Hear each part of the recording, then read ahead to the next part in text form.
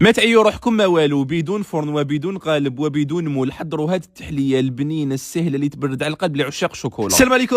من ابن التحليات اللي تقدروا ديروهم هذا رمضان قالب الشوكولا بالبنان، واحد البنه سهل ماهل وبنتو كالعاده لهبال تاع الدنيا. الحاجه الاولى اللي نديروها، شوفوا راح ندي 200 غرام تاع الشوكولا. انا حنستخدم كالعاده لي بيستول تاع باتيسي، ديت 100 غرام لي بيستول نوازيت و100 غرام بيستول نوار. زدت عليهم زوج بايض كريم ديسير شوكولا ونحط فوق النار هذيك الكاسرونه مع التحريك المستمر على النار تكون قليله حتى يذوب كامل هذاك المزيج. نحطو في ريسيبيون نخليه يبرد شويه باش نجي ندير عليه نص كاس تاع الحليب بارد مع كاس تاع بودره الشونتيي. انا درت هذه تاع الشوكولا، ولا تقدروا ديروا العاديه. نحطوهم في البيتران ولا بالباتور ونطلعوهم مليح حتى تطلع مليح الكريمه. اذا شفتوها بزاف ثقيله ضيفوا لها او ميم راهي تخلط شويه تاع الحليب يكون بارد. طريقه تشكيل هذا القالب بزاف سهله. هنا جيبوا ان بلا يكون كبير بالطول ولا بالعرض كيما حبيتوا.